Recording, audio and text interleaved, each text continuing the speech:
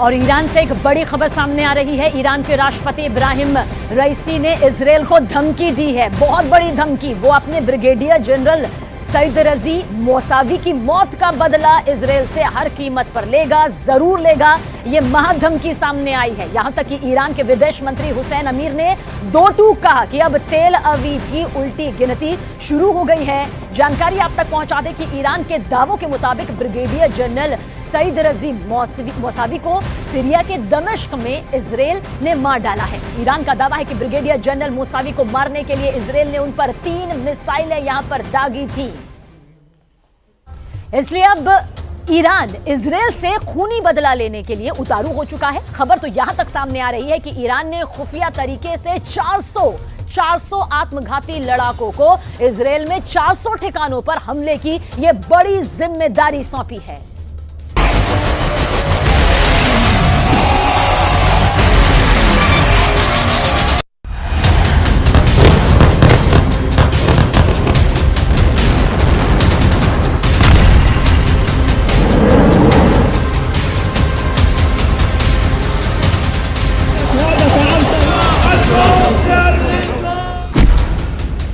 Israel के अंत की उल्टी गिनती शुरू।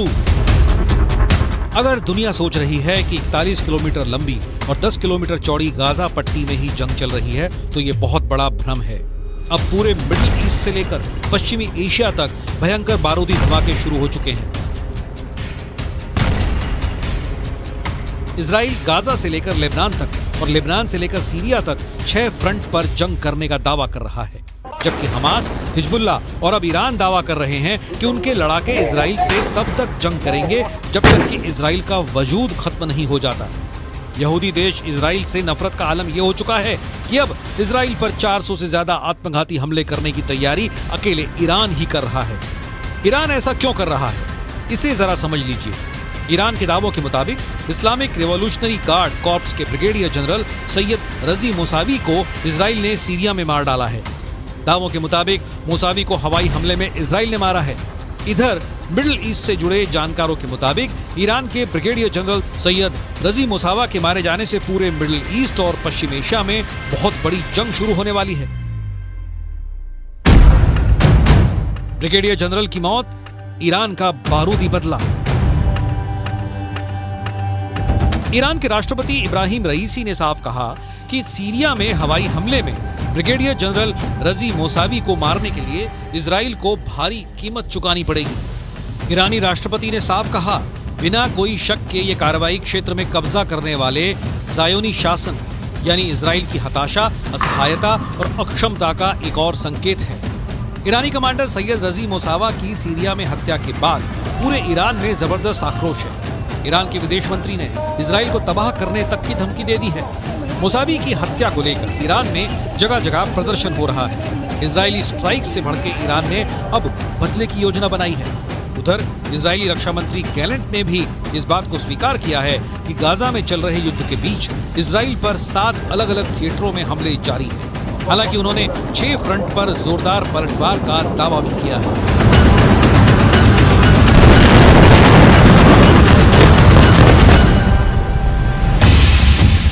अब सवाल उठता है, आखिर इजराइल ने सीरिया में घुसकर ईरानी कमांडर ब्रिगेडियर जनरल सैयद रजी मौसावी को क्यों मार डाला? आइए कुछ और खास जानकारी भी आपसे साझा करते हैं। दरअसल ब्रिगेडियर जनरल सईद रजी मौसावी की मौत से ईरान बुरी तरह से बौखला गया। ये पूरी डिटेल देखिए, इस वक्त आपके सामने मौजूद है। ईरान ने धमकी दी कि इजराइल के अंत की उल्टी जो गिनती है वो अब शुरू हो चुकी है। साथ ही साथ हम आपको बताने जा रहे हैं कि कैसे सीरिया के उत्तरी पूर्वी दमिश्क में IRGC के ब्रिगेडियर जनरल रजी मौसावी को मारा गया। और ईरानी मीडिया की खबर यहां पर क्या कहती है? ईरानी मीडिया की खबरों के मुताबिक ब्रिगेडियर जनरल मौसावी दोपहर 2 बजे तक ईरानी दूतावास में मौजूद थे। दूतावास दोपहर करीब 1 बजे घर में धमाका होता है और बगीचे में जाकर लाश गिर जाती है। जी हां, दोपहर 3 बजे का वो वक्त था जब ब्रिगेडियर जनरल मौसावी घर पहुंचे। घर पहुंचने के बाद ठीक उसी वक्त ईरानी दावों के मुताबिक इजराइल की 3 मिसाइलों ने ब्रिगेडियर जनरल सईद रजी मौसावी के घर को कुछ इस तरह से उड़ा दिया। और इसके बाद आपको ये बताते हैं हुआ क्या। चश्मदीदों ने जो देखा उसके मुताबिक अब आपको बता रहे हैं। इजरायली मिसाइलों का धमाका इतना जोरदार था, इतना जबरदस्त और खौफनाक था कि ब्रिगेडियर जनरल सईद रजी मोसावी का शव जो है वो घर से उछलकर कुछ इस तरह से बगीचे में जा गिरा। सोचकर ही रोंगटे खड़े हो जाते हैं, दहशत भर जाती है और उनका पूरा घर देखिए किस तरह से तबाह यहां पर हो जाता है। हम बात कर रहे हैं उत्तर पूर्वी दमिश्क सीरिया, दोपहर 3 बजे और घर में धमाका होता है और लाश जो है वो बगीचे में गिर जाती है। बताया यह भी जा रहा है कि मोसावी ईरानी सेना के कमांडर कासिम सुलेमानी के सहयोगी थे, यानी कि सहयोगी यहां पर बताए गए जिन्हें अमेरिका ने साल 2020 में मार गिराया था। ये वो साल था, साल 2020। लेकिन जबकि इजराइल का जो दावा है वो है इस्लामिक रिवॉल्यूशनरी गार्ड कॉर्प्स के ब्रिगेडियर जनरल सईद रजी मोसावी सीरिया में ईरान के सैन्य अभियानों को कोऑर्डिनेट कर रहे थे, यानी जिनका जिक्र इस वक्त हम यहां पर कर रहे हैं। हिजबुल्लाह को हथियार सप्लाई कर रहे थे और हमास की भी पूरी मदद कर रहे थे। इजराइल का भी यह दावा है कि मोसावी लगातार इजराइल पर हिजबुल्लाह से हमले यहां पर करवा रहे थे। یک اقدام ناجوانمردانه و برخلاف کنوانسیون‌های بین‌المللی اقدام رژیم صهیونیستی انجام شد که طبیعتاً حق مقابله برای کشور قربانی محفوظ هست و به طور طبیعی پاسخ این جنایت خودش رو در واقع در شرایط مناسب و در زمان مناسب حتما خواهد کرد. कुछ दावों के मुताबिक ईरान ने अपने कमांडर मोसावी की हत्या का बदला लेने के लिए इजराइल के खिलाफ एक खतरनाक प्लान बनाया है। ईरान ने फिदायीन हमलों से इजराइल को दहलाने की योजना बनाई है। इसके लिए अफगान लड़ाकों की भर्ती कर रहा है। सूत्रों के मुताबिक अफगान लड़ाके इजराइल पर आत्मघाती हमले करेंगे।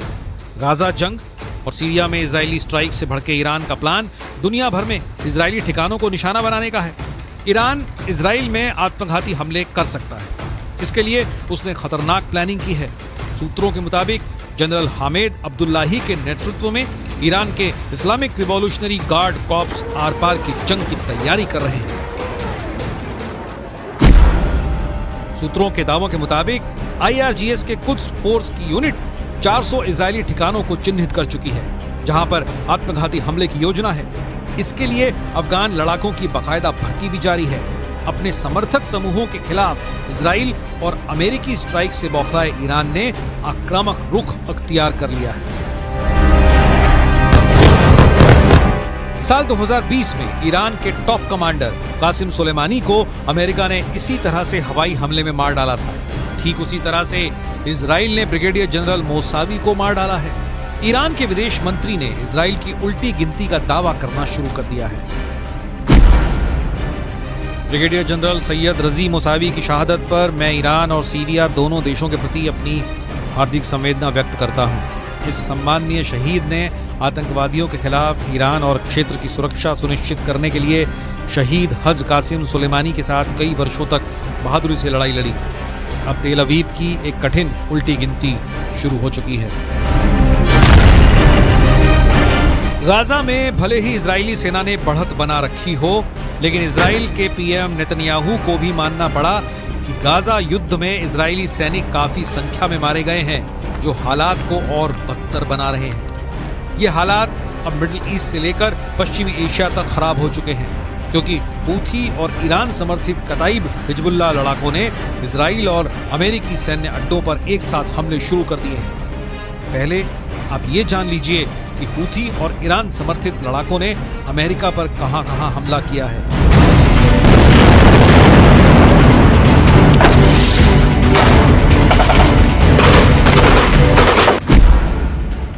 अमेरिका ने यह तो नहीं बताया कि ईरान समर्थित लड़ाकों ने अमेरिकी सेना पर कब हमला किया था, लेकिन यह जरूर बताया कि उत्तरी इराक में मौजूद अमेरिका के एरबिल एयरबेस पर ड्रोन से हमला किया गया था।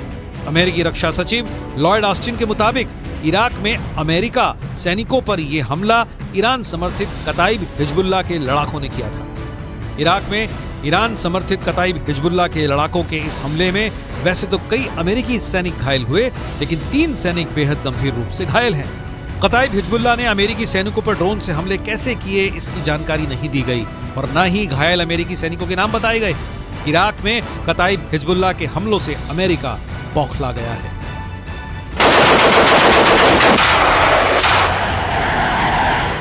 मिडिल ईस्ट से लेकर पश्चिम एशिया तक इजराइल और अमेरिकी सैन्य ठिकानों पर हो रहे हमले साबित कर रहे हैं कि ईरान रूस की शह पर अब जंग में खुलकर कूदने लगा है। हूथी चुन चुनकर समंदर में इजराइल और अमेरिकी जहाजों और टैंकरों पर हमले कर रहा है।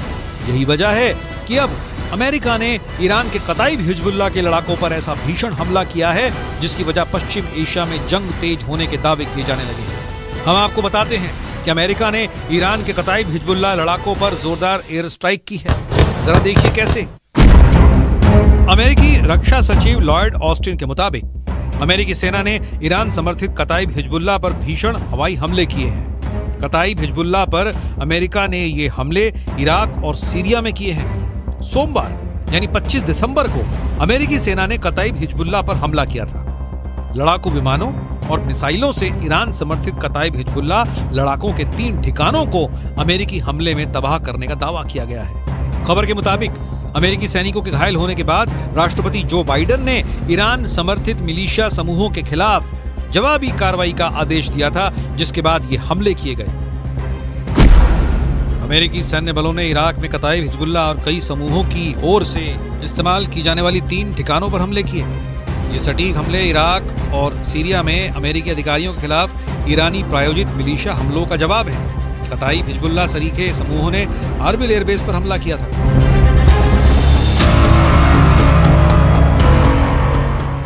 इजराइल और अमेरिका इस वक्त मिडिल ईस्ट और पश्चिमी एशिया में डबल युद्ध से जूझ रहे हैं। पीएम नेतन्याहू को लग रहा था कि हमास युद्ध विराम इजराइल की शर्तों पर जरूर करेगा, लेकिन अब खबर आ रही है कि हमास के टॉप कमांडर्स ने साफ दावा कर दिया है कि हमास सीज फायर नहीं करेगा और न ही कोई समझौता। वो आखिरी दम तक जंग करेगा। गाजा पट्टी में इस वक्त उत्तरी गाजा से ज्यादा भीषण जंग दक्षिणी गाजा में चल रही है।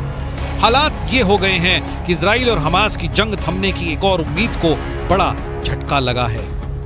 24 दिसंबर को इजरायली मीडिया रिपोर्ट्स में दावा किया गया कि हमास और इस्लामिक जिहाद आतंकी संगठनों ने इजिप्ट या कहें मिस्र के उस प्रस्ताव को ठुकरा दिया है जिसमें कहा गया था कि अगर ये दोनों संगठन गाजा की हुकूमत किसी तीसरी ताकत को सौंप देते हैं तो इजराइल परमानेंट सीज फायर कर देगा। लेकिन हमास के टॉप कमांडर्स ने इस प्रस्ताव को पूरी तरह से खारिज कर दिया है। हम आपको हमास नेता यहिया सिनवार का वो दावा दिखाने जा रहे हैं जिसमें इजराइल सेना को भारी नुकसान का दावा किया गया है। हमास के कसाई का दावा, मार दिए 1500 इजरायली सैनिक।